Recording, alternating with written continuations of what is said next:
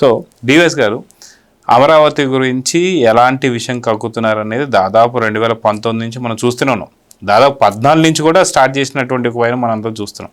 అయితే అమరావతి మహిళల్ని అనకూడని మాట్లాడినారు.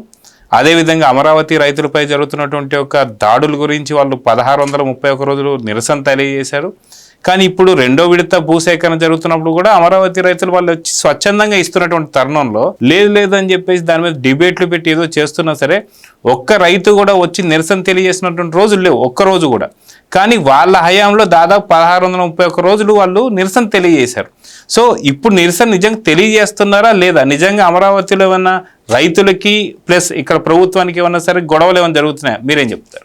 ఇప్పుడు నాగుపాము పగ 12 ఏళ్ళు, నాలో రగిలే పగ 100 ఏళ్ళు, ఇది పాట.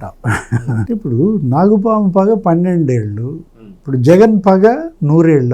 అమరావతిపై పగ పట్టాడా వైఎస్ఆర్ కాంగ్రెస్ పార్టీ? అరే నిన్ను గెలిపించారు అక్కడ ప్రజలు పిచ్చోళ్ళు. ఇప్పుడు కృష్ణా జిల్లాలో లేకపోతే గుంటూరు జిల్లాలో 2019 ఎన్నికల్లో అక్కడ 2 సీట్లు ఇక్కడ 2 సీట్లే.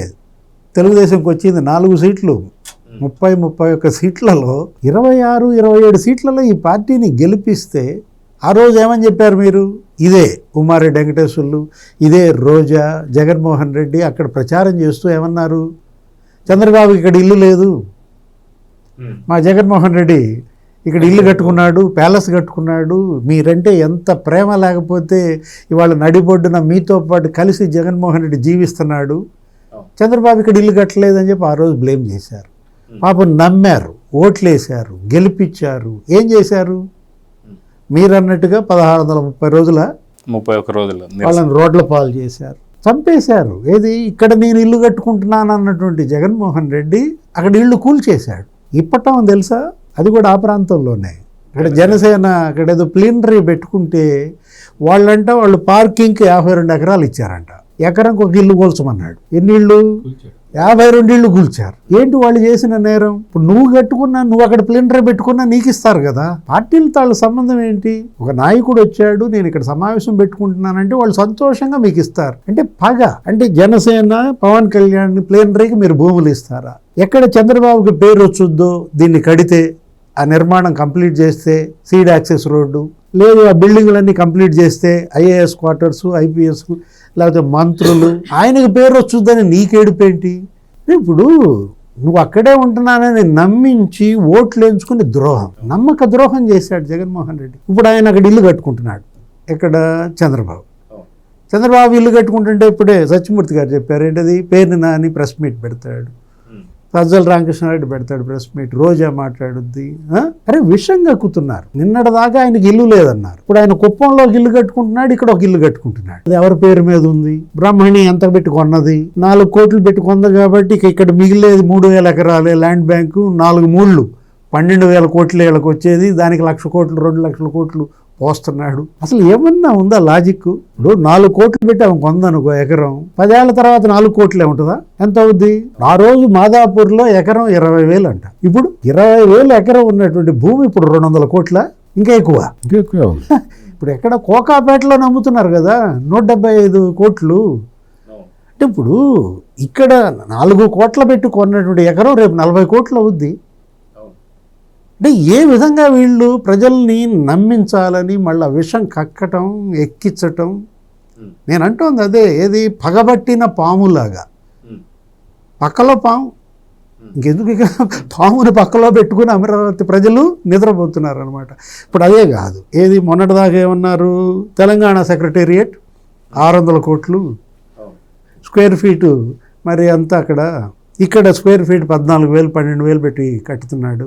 ఢిల్లీ పార్లమెంట్ సాక్షి వాళ్ళు దాన్ని పెంచారు, 18,000 చేశారు. Square feet 18,000 construction. అంటే సజ్జల రామకృష్ణారెడ్డి ఒక లెక్క చెప్తాడు, సాక్షిలో ఇంకో లెక్క రాస్తారు. అసలు మరి ఆ మీడియాలో చెప్పేవాళ్ళు, ఆ ఛానల్లో డిబేట్లో ఇంకో లెక్క చెప్తారు, జగన్ ఇంకో లెక్క చెప్తాడు. ఢిల్లీ పార్లమెంటు 950 కోట్లు, దానికి ఎంత అయిందంటారు. నిన్న నారాయణ మొత్తం ప్రభుత్వ లెక్కలు బయటపెట్టాడు. ఏంటి మంత్రి నారాయణ, తెలంగాణ సెక్రటేరియట్ అయ్యింది 600 కోట్లు కాదు సజ్జల, నువ్వు ప్రభుత్వంలో సలహాదారుగా ఉన్నావు కదా, 1450 కోట్లు అయింది. దాని మీద విజిలెన్స్ ఎంక్వైరీ వేశాడు రేవంత్ తెలంగాణ రెడ్డి సీఎం. రేవంత్ రెడ్డి 600 కోట్లు, అసలు ఫస్ట్ 400 కోట్లే, దాన్ని 600 అన్నాడు, 800 అన్నాడు, 1450 కోట్లు చేశాడు. అదేంటి అసలు పెచ్చులుడి కింద పడతాను, బోల్ట్లేసి బిగిచ్చారు క్వాలిటీ. ఢిల్లీ పార్లమెంటు దానికి కూడా చెప్పాడు మంత్రి నారాయణ లెక్క, అది కూడా 1250 కోట్లు అయింది. ఇక ఇప్పుడు మాట్లాడుతున్నా స్క్వేర్ ఫీట్ల గురించి మాట్లాడుతున్నా. ఇప్పుడు దేని గురించి మాట్లాడారు? మొన్న అద్దాల గురించి మాట్లాడారు, 2530 కోట్లు. ఏది ఇప్పుడు నిన్న కూడా పేరు నాని దాని గురించి మాట్లాడతాడు, అద్దాల గురించి. అసలు యాక్చువల్గా అదేంటి, గ్లాస్ క్లౌడింగ్, ఏంటిది గ్లాస్ క్లాడింగ్, కాలం క్లాడింగ్, ఆ తర్వాత ఫోటో వోల్టాయిక్ ప్యానల్, అనేక పనులు ఉన్నాయి దాంట్లో. అన్ని పనులకి కలిపి అసలు ఫోటో వోల్టాయిక్ ప్యానల్ అంటే ఆ అద్దాల్లో ఉన్నటువంటి ఆ బ్యాటరీ సూర్యరశ్మిని గ్రహించి విద్యుత్ తయారు చేయించుకుంటుందట దానంతట అదే. ఇట్లాంటి అధునాతన టెక్నాలజీతో నిర్మిస్తున్న భవనాలు. 1 కిలోవాటు సూర్యరశ్మి నుంచి విద్యుత్ ఉత్పత్తి చేయాలంటే ఫోటో వోల్టాయిక్ ప్యానల్ 75,000 అవుతుంది. 3 కిలోవాట్ల నుంచి 10 కిలోవాట్లకి అయితే 60,000 అవుతుంది. 100 కిలోవాట్లు కనుక ఎక్సెస్ అయితే ఇంకా తగ్గుద్ది, ఇది 30,000 40,000 అవుతుంది. ఇన్ని రకాల టెక్నాలజీ ఉపయోగించి అక్కడ నిర్మాణాలు చేస్తుంటే అద్దాలకి 2,500 కోట్లని విష ప్రచారం. ప్రతిదీ ఏది అక్కడ కట్టుబడి జరుగుతున్న ప్రతిదాన్ని వీళ్ళు భూతద్దంలో చూపించి విషం కక్కటం. నీకు అవకాశం ఇచ్చారు, నువ్వు కడతానన్నావు, ఎందుకని కట్టాలా? ఇప్పుడు ప్రజలు నిన్ను గెలిపించి నిన్ను సీఎం అని చేస్తే నువ్వు కట్టుబడి చేసి ఉంటే ఇప్పుడు ఇదంతా వచ్చేదా? ఇప్పుడు ఆ రోజు నువ్వేం చేసావు, అదంతా అడవులు పెంచావు, బీళ్లు చేసావు. నువ్వు పెంచిన జంగిల్ క్లియరెన్స్కే వీళ్ళకి 40 కోట్లే. ఇప్పుడు ఒకటి నిర్మాణం చేయాలి, నువ్వు చేసిన చండాలాన్ని తొలగించాలి, సరిదిద్దాలి. అంతా ఏది అది ఓడ్చాలి కదా. నువ్వంతా అక్కడ పెంట చేసిపోయావు, దాన్ని శుభ్రం చేయడం, తర్వాత దాన్ని మళ్ళీ కట్టడం, డబల్ పని కదా. అంతా ఓపిక్గా చేస్తున్నారు, అయినా కానీ నీకు కడుపు మంట. అమరావతి పాలిట బద్ద శత్రువుగా మారాడు. Please subscribe to Leo news for more videos.